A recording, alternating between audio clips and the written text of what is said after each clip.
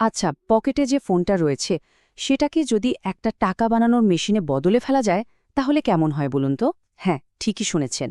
আজকে আমরা ঠিক এটাই জানব, কিভাবে আমাদের হাতের এই স্মার্টফোনটাই হয়ে উঠতে পারে আয়ের একটা দারুণ উপায়।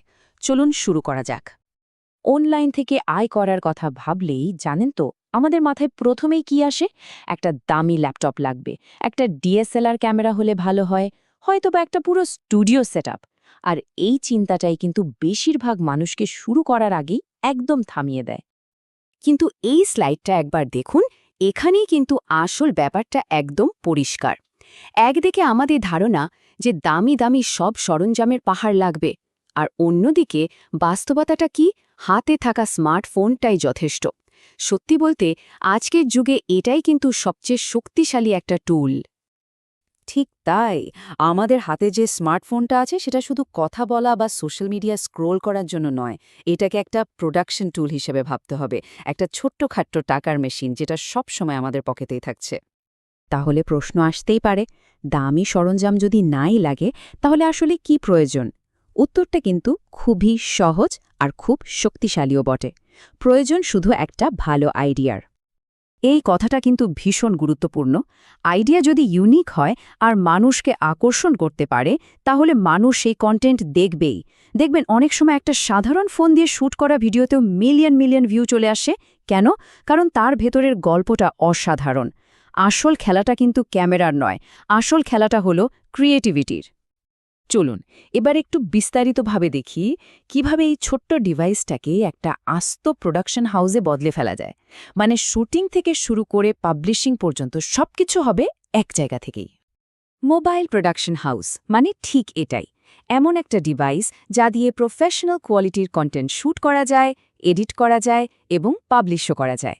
আর মজার ব্যাপার হলো, আমাদের স্মার্টফোন ঠিক এই কাজটাই কিন্তু এখন করতে পারে।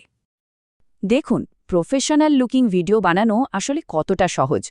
প্রথমত, ফোনের পেছনের ক্যামেরাটা ব্যবহার করুন, কারণ ওটার সেন্সর কিন্তু সামনেরটার চেয়ে অনেক ভালো হয়। দ্বিতীয়ত, দিনের আলোতে শ্যুট করার চেষ্টা করুন, দেখবেন ভিডিওর কোয়ালিটি এমনিতেই বেড়ে গেছে। এরপর যে কোনো একটা ফ্রি অ্যাপ দিয়ে এডিটিং আর তাতে একটু মিউজিক আর টেক্সট যোগ করে দিলেই ব্যাস, কাজ শেষ। আর এডিটিংয়ের জন্য কিন্তু এক পয়সাও খরচ করার দরকার নেই। ক্যাপকাট, ইনশট, ভিএন ভিডিও এডিটরের মতো অসাধারণ সব ফ্রি অ্যাপ তো হাতের মুঠোয়। এগুলো দিয়ে আপনি সহজেই ভিডিও কাটা জোড়া থেকে শুরু করে কালার ঠিক করা, সুন্দর টেক্সট অ্যানিমেশন দেওয়া, এমনকি ট্রেন্ডিং মিউজিক যোগ করার মতো সব কাজই করে ফেলতে পারবেন। শুধু যে কন্টেন্ট তৈরি করা যায় তা কিন্তু নয়, আপনার পুরো ডিজিটাল ব্যবসাটাকেও নিয়ন্ত্রণ করা সম্ভব একটি মাত্র অ্যাপের মাধ্যমে। ভাবা যায় ব্যাপারটা? যেমন ধরুন ফেসবুকের মেটা বিজনেস সুইট অ্যাপটা, এটাকে বলা যায় আপনার পকেট অফিস। এখান থেকে আপনি পোস্ট শিডিউল করতে পারবেন, মানে একবার কন্টেন্ট বানিয়ে রাখলে সেটা নিজে থেকেই ঠিক সময়ে পোস্ট হয়ে যাবে। ফলোয়ার্সদের মেসেজের চটজলদি উত্তর দিতে পারবেন, এমনকি কোন পোস্টে কেমন সাড়া পাওয়া যাচ্ছে বা আয় কত হলো সেটাও ট্র্যাক করতে পারবেন। সবকিছু একেবারে এক ক্লিকে। বেশ, কন্টেন্ট তৈরি হলো, পেজ ম্যানেজমেন্টও বোঝা গেল। এবার তো আসল কথায় আসতে হবে, টাকাটা আসবে কিভাবে? চলুন এবার ফোন দিয়ে আয় করার সবচেয়ে সহজ ৩টা উপায় চট করে দেখে নেওয়া যাক। হ্যাঁ, ঠিক। ৩টি প্রমাণিত উপায় যেগুলো খুবই সহজ, আর আজ থেকেই এই পথে যাত্রা শুরু করে দেওয়া যেতে পারে। প্রথমেই আসি ফেসবুক রিলসের কথায়। ফোনের ভার্টিক্যাল মোডে, মানে ফোনটা লম্বাভাবে ধরে ছোট ছোট শিক্ষামূলক বা মজার ভিডিও বানিয়ে কিন্তু খুব দ্রুত পেজকে মনিটাইজ করা সম্ভব। মনিটাইজেশন মানে হলো আপনার ভিডিওতে বিজ্ঞাপন দেখিয়ে ফেসবুক আপনাকে আয়ের একটা অংশ দেবে। দ্বিতীয়ত, লাইভ স্ট্রিমিং। ধরুন কোনো একটা বিষয়ে আপনার বেশ ভালো দক্ষতা আছে, যেমন রান্না বা পেইন্টিং, সেটা আপনি লাইভে এসে সবার সাথে শেয়ার করতে পারেন। আর দর্শকরা ভালোবেসে স্টার্স পাঠিয়ে আপনাকে সাপোর্ট করতে পারে, যা সরাসরি আয়ে পরিণত হয়। আর সব শেষে মোবাইল ফটোগ্রাফি ও ভিডিওগ্রাফি।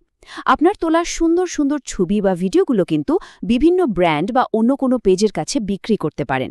এতে একদিকে যেমন সরাসরি আয় হবে, তেমনি আপনার একটা ব্র্যান্ড ভ্যালুও তৈরি হবে।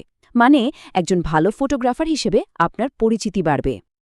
তো আমরা সবকিছুই তো জানলাম, কিভাবে করতে হবে, কি দিয়ে শুরু করতে হবে।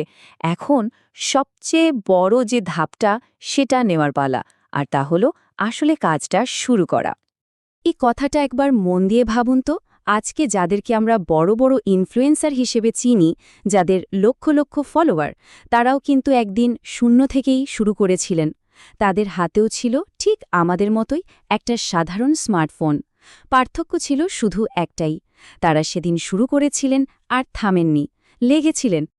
তাই পরের বার যখন ফোনটা হাতে নেওয়া হবে, এটাকে শুধু সময় কাটানোর একটা যন্ত্র হিসেবে না দেখে নিজের স্বপ্ন পূরণের একটা শক্তিশালী হাতিয়ার হিসেবে ভাবা যেতে পারে, তাই না?